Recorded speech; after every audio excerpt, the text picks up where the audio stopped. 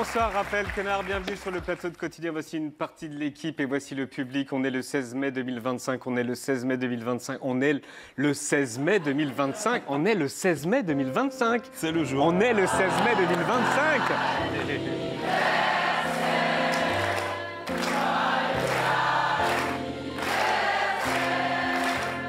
Joyeux anniversaire Raphaël. Joyeux anniversaire.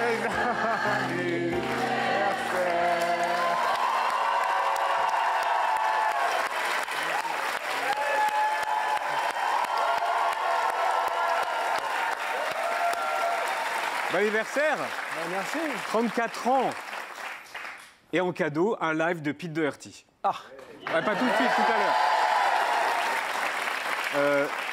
Alors la tour de Pise, on va peut-être l'enlever si vous en voulez. Ouais, parce que sinon ça va. C'est quoi, ils peuvent le partager peut-être. Oui, oui, ben d'accord, oui, oui. Tourner. Bien sûr.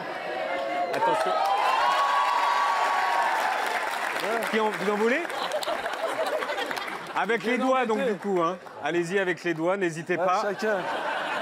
Ou alors on a une cuillère. Ouais, d'accord, on va couper, Maya, trop bien. Ça représente quoi, 34 ans? Bah, ça fait peur, ça. Non, mais non. Hein? Non, non. Ah ouais, non, je devrais pas dire ça. Ça ne fait C'est pas insolent. Après, le public, il est jeune. Normalement, il est plus vieillissant. Ouais, moi, j'ai jamais. C'est la première fois qu'on me fête mon anniversaire. Je n'ai jamais fêté de ma vie un anniversaire. Mais non. Donc peut-être elle s'ennuyait. Si. Mais pourquoi? Parce que. Et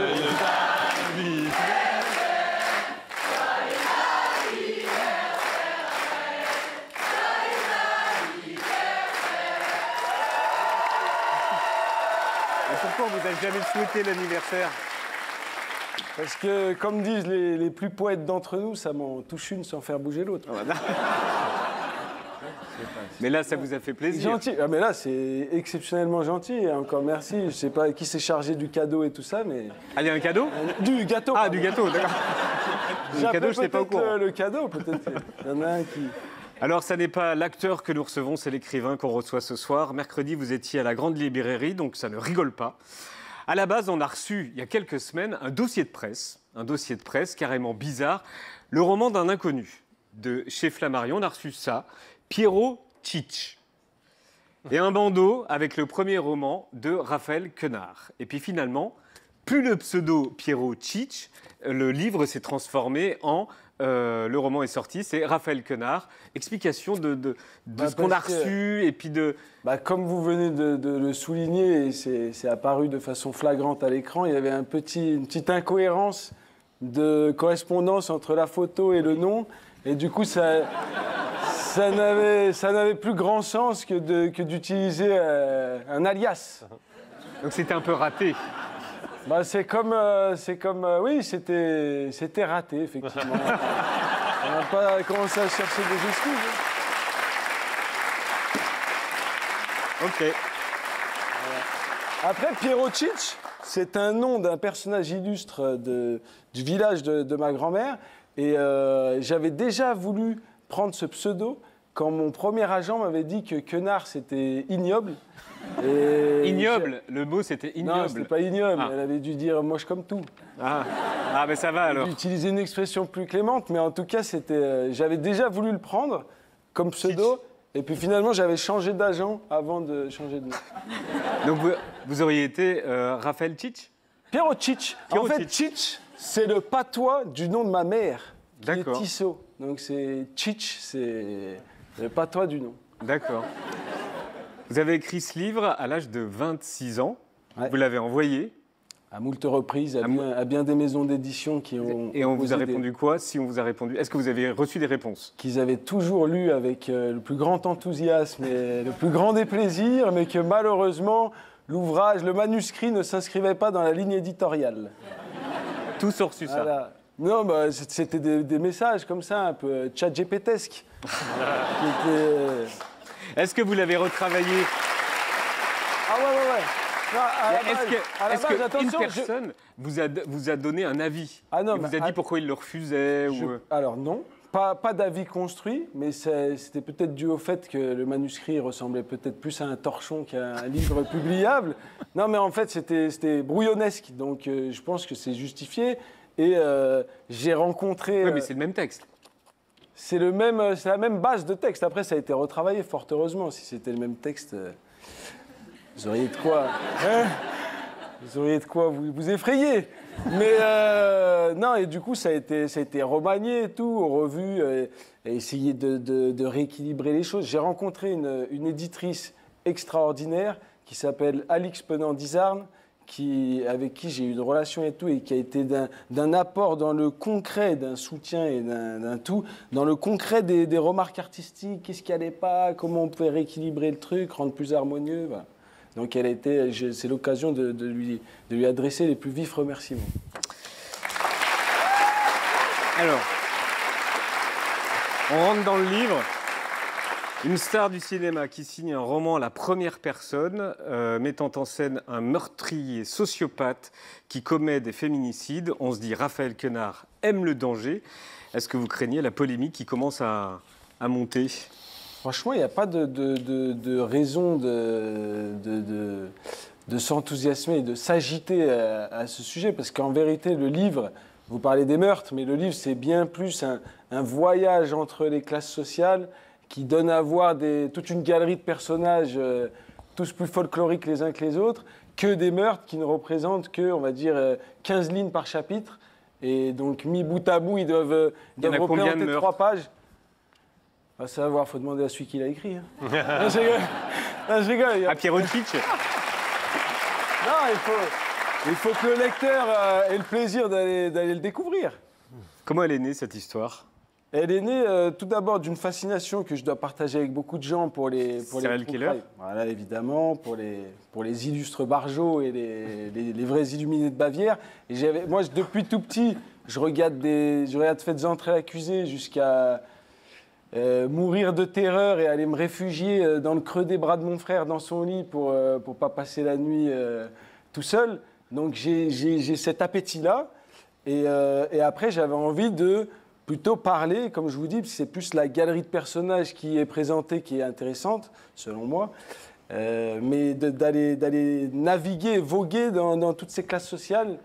Et qui représente des personnes qui m'a été donné de côtoyer. Et le plaisir d'écrire parce qu'il y a un pur style Quenard. Ah ben c'est dans le bon sens du terme ou non ? Bien sûr, oui. Dans le bon sens du terme. Ah ben c'est gentil, franchement. Ben, tu me régales, Yann. Non mais quand on vous lit,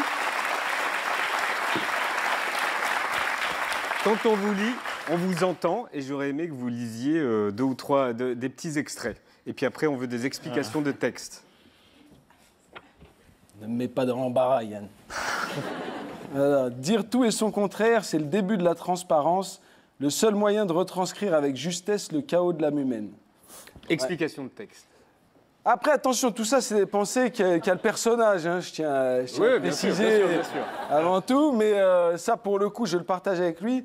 Parce que pour moi, je pense... Moi, je suis assez perméable aux argumentaires... auquel j'assiste. Et c'est vrai que pour peu que l'interlocuteur déplie habilement sa pensée, je me range derrière lui. Donc c'est vrai que j'ai tendance à changer d'avis et j'ai l'impression qu'on est des nids à paradoxes ambulants et que c'est le quotidien de tous d'être insaisissable dans ses raisonnements, dans ce qu'il exprime et que du coup on doit assumer ce n'importe quoi, le considérer comme un refuge. Je sais pas, c'est pas quelque chose à conseiller à des politiques et tout. Effectivement, les dirigeants, non, je vais mettre un bémol tout de suite. Mais bien évidemment, les dirigeants et les personnes qui occupent des fonctions sérieuses et qui doivent avoir un sens des responsabilités et tout, se doivent de développer une parole cohérente et tout. Mais pour nous, qui sommes des artistes et qui ne sommes pas contraints à ce devoir-là, alors on a le droit de laisser nos imaginaires s'éparpiller, tu vois. Et donc dire tout et n'importe quoi. On est davantage le fils de son époque que celui de ses parents, comme dirait je sais plus qui. Ça, c'est... il me semble. Drôle. Je voudrais pas dire, je crois que c'est un historien, mais les plus avisés d'entre les téléspectateurs sauront me corriger si je me trompe. mais je crois que c'est de Marc Bloch, qui est un historien. Et donc moi je dis ça parce que c'est vrai que bien souvent, je parle pour ma propre cellule familiale, hein, je n'extrapole pas. Mais bien souvent les parents ils constatent avec un effarement certain la fracture intergénérationnelle. Et donc moi je me sens plus proche idéologiquement et dans mes schémas de pensée d'un contemporain de la même tranche d'âge que de mes parents qui sont dans des schémas de pensée différents, on va dire. On va regarder une œuvre d'art. C'est quoi? Ah ouais, c'est au musée d'Orsay. C'est au musée d'Orsay, c'est La solitude d'Alexander Harrison. Et c'est un des tableaux que se plaît à contempler. Il est obsédé par le tableau. Il est obsédé par ce tableau parce que c'est un personnage solitaire. C'est aussi un livre sur la solitude. Et bon, lui, il retranscrit cette solitude de façon macabre et mortifère. Vous aurez le loisir, les lecteurs auront le loisir de s'en apercevoir, mais du coup, moi, personnellement, si tu me demandes ce que représente la solitude pour moi ou pour le personnage? Pour les deux. Bah, pour le personnage, lui, c'est le moyen de fomenter et de mettre sur pied un plan qui est des plus macabres et des plus catastrophiques, des plus regrettables, des plus condamnables. Donc, il va se lancer dans une épopée qui va faire pâlir ses contemporains. Et pour moi, la solitude, je la considère comme quelque chose de sacré, de réconfortant, d'enveloppant et de régénérateur.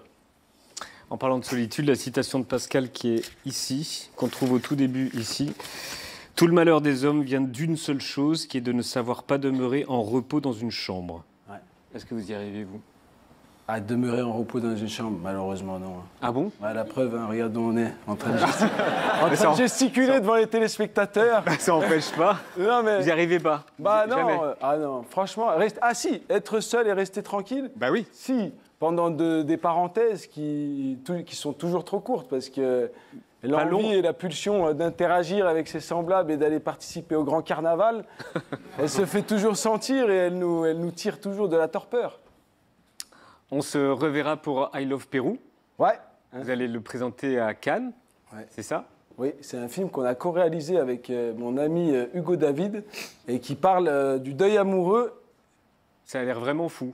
Ah non, j'ai cru que madame, elle voulait quelque chose. Comme il y a eu une arrivée et tout. Oui, c'est l'occasion d'une aventure. Ce que je peux dire, c'est que c'est authentique, que c'est poétique et que c'est brut. Et qu'on a très hâte d'avoir les premiers retours sur ce film. On a hâte de le voir, ça a l'air d'être très loin du repos dans la chambre. Ouais. Ouais. Toujours plus loin. Top modèle? Pas encore. Oh, top modèle. Ouais, non, mais ça, c'est les à côté. Je suis pas top modèle, c'est pas mon métier. J'ai jamais défilé. Je sais pas comment font pour marcher avec. J'avais envie. De défiler? Franchement, pas spécialement. Après, si tu m'invites à un défilé. Je suis pas créateur. T'as pas de marque? Ah non, non. Alors, je l'ai dit tout à l'heure, vous avez fait la Grande Librairie. Il y a 30 ans, vous auriez fait Apostrophe avec Bernard Pivot. Et dans Apostrophe, il y avait le questionnaire de Proust revu par Pivot. Robert Badinter, votre mot préféré? Justice. Le mot que vous détestez? Virtuel. Votre drogue favorite? Ah, l'eau chaude des salles de bain. Le son, le bruit que vous aimez? Le bruit de la pluie sur les toits en zinc. Le son, le bruit que vous détestez? Les cris de la colère. Votre juron, gros mot ou blasphème favori? Espèce de petite fiente. Homme ou femme pour illustrer un nouveau billet de banque? Charles de Gaulle ou Brigitte Bardot, et pourquoi pas les deux? Le métier que vous n'auriez pas aimé faire? Embaumeur. La plante, l'arbre ou l'animal dans lequel vous aimeriez être réincarné? Un olivier, un chat égyptien. Et enfin, si Dieu existe, qu'aimeriez-vous après votre mort l'entendre vous dire? T'as vu l'heure? On fait le questionnaire de Proust avec Raphaël Quenard. Votre mot préféré? Moi, est-ce qu'on peut développer un peu? Parce que moi, c'est... Désolé, hein, mais la rapidité, moi, c'est impeccable. Impeccable. Et je vais te dire pourquoi. Parce qu'on m'a expliqué pourquoi, sur la base de ce mot, la langue française était la plus riche du monde. Alors, on m'a expliqué qu'au sein de plus de 5000 langues et dialectes, la langue française, c'était une des seules où on pouvait mettre l'accent tonique où on voulait, sur n'importe quelle syllabe, et qu'on continue à nous comprendre, d'où la richesse des modes d'élocution, etc. Et on m'a dit, on me l'a enseigné sur impeccable. Donc ça veut dire impeccable, impeccable, impeccable. Tu vois? Donc c'est un mot qui veut dire un truc. Mais tu comptes développer sur tous, là? Ouais, on disserte en 3. Le mot que vous détestez. Il n'y en a pas, c'est comme au McDo, venez comme vous êtes. Vous êtes les bienvenus dans nos bouches. Votre drogue favorite? Celle à qui j'ai consacré le plus de temps, à savoir le cannabis, que je boude désormais. Le son, le bruit que vous aimez? Le bruit du bisou. Le son, le C'est bruit encore mieux s'ils viennent s'entremêler des bruits de langues et autres dégueulasseries. Le son, le bruit que vous détestez?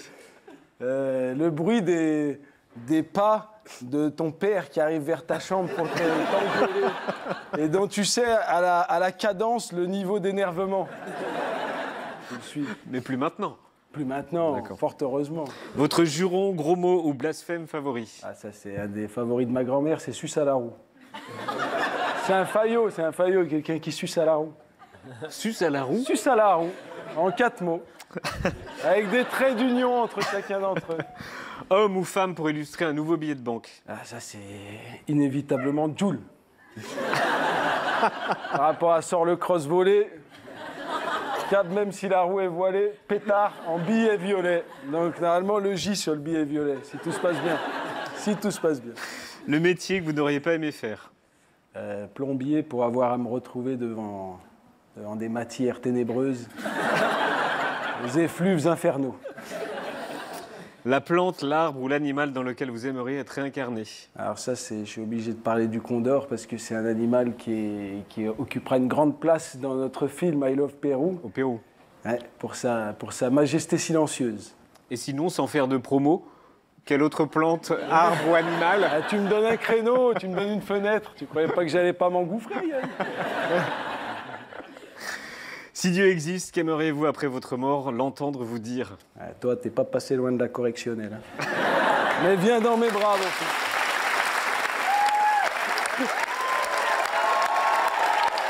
C'était le questionnaire de Proust de Raphaël Quenard. Et je rappelle, ça s'appelle Clamsé à Tataouine et c'est chez Flammarion.